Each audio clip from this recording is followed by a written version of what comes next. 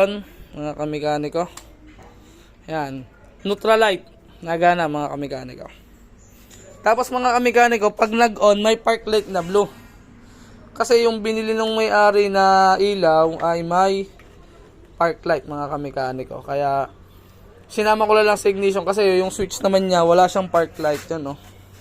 Wala kasi standard yung switch.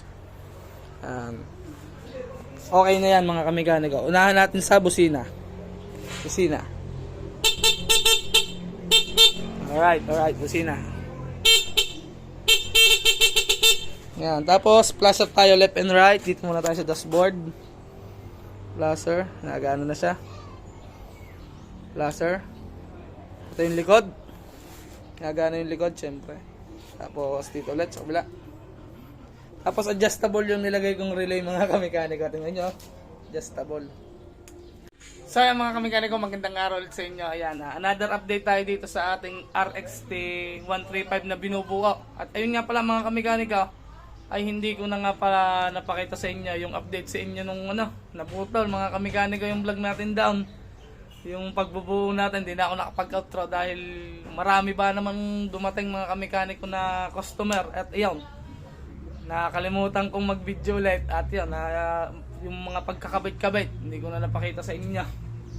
Ang huli ko nga pala napakita sa inyo mga kamekaniko ay yung dashboard. Ayun nga, nakikabit na nga natin. At ngayong araw i-update ko kayo din sa ating ginagawa. Medyo nasa 90% na tayo, malapit na. Pakita ko lang sa inyo yung ginawa nating wiring. Hindi ko naman ginawa, kinabit ko lang, tapos original na wiring naman mga kamekaniko. Ang ginawa ko nga lang ay yung pinagana. Siyempre, yun naman itatap mo na itatap. Ayun, pakita ko nga sa inyo mga kamekaniko yung RXT na ginagawa natin. At ito na nga mga kamekaniko yung update ko sa inyo dito sa ating binubuo na RXT 135 yan. Ito na yung looks niya. Ayun yung mga naikabit natin na hindi ko napakita sa inyo. Yan. Okay na siya. Ayan, naikabit na natin yung pipe. Yan, okay na siya ng mga kamekaniko. Yung gulong yan, hindi ko na na-update sa inyo. Yan, bago ko lang i-review sa inyo yung mga nakakabit na gulong. Sa susunod lang natin i-update mga kamekaniko. Yan, pero ito na yung looks niya ngayon. Diba? Napakaganda. Yan. Alright. Ang i-update ko muna ngayon sa inyo mga kamekaniko ay yung kanyang wiring. Ari nga pala, naka full wave na rin. Pinol wave ko na nga rin pala mga kamekaniko. Ipakita ko sa inyo yung mga wiring niya kung working na siya lahat. Yan. Pakita ko sa inyo. Yan, ito nga pala yung restore natin na dashboard mga kamekaniko. Yan, ito yan. On natin yung ignition mga kamekaniko. Yan, Neutralite nagana mga kamekaniko. Tapos mga kamekaniko, pag nag-on may park light na blue, kasi yung binili ng may-ari na ilaw ay may park light mga kamekaniko. Kaya sinama ko lang sa ignition kasi yung switch naman niya wala siyang park light yan, no? Wala kasi standard yung switch. Okay na yan mga kamekaniko. Unahan natin sa busina. Alright, busina. Yan, tapos flash up tayo left and right. Dito muna tayo sa dashboard. Flasher, nagano na siya. Flasher. Ito yung likod. Nagano yung likod, syempre. Tapos dito ulit sa kabila. Tapos adjustable yung nilagay kong relay mga kamekaniko. Tingnan nyo, adjustable. Tapos na tayo sa flasher. Ilaw tayo. Yan, kita nyo ilaw. Nailaw na yan, Yan, Tapos ilaw din yung likod.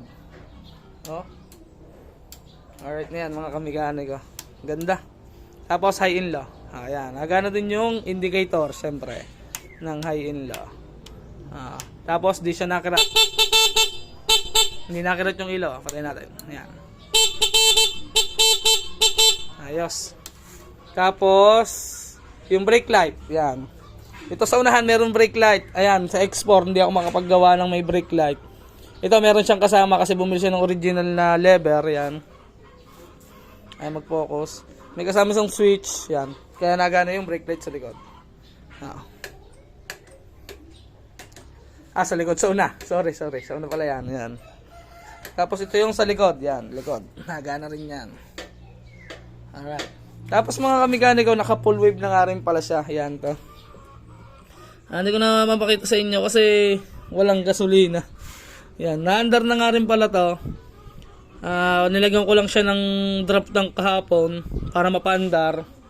Ayan, kaya ngayon, basta naka full wave na yan mga kamikaniko. Ang charging niyan ay 14 din. Pakita ko lang sa inyo mga kamikaniko pagka may oras pa tayo. Ayan. Ito na yung looks niya. Okay na siya mga kamikaniko. Wala na akong ibang pa-update sa inyo. Bubuhay na lang natin mga kamikaniko. Kakabit na lang natin yung kanyang tangke. Tapos yung pipe nga ata, pipinturahan natin. Ito may mga kulang-kulang pa rin ako dito eh. Yan. Update ko na lang kayo mga kamikaniko pagka nabuo na natin. Yan. Alright na. Ayan. Kita nyo na naman ang ating unit. Napakaganda na mga kamikaniko.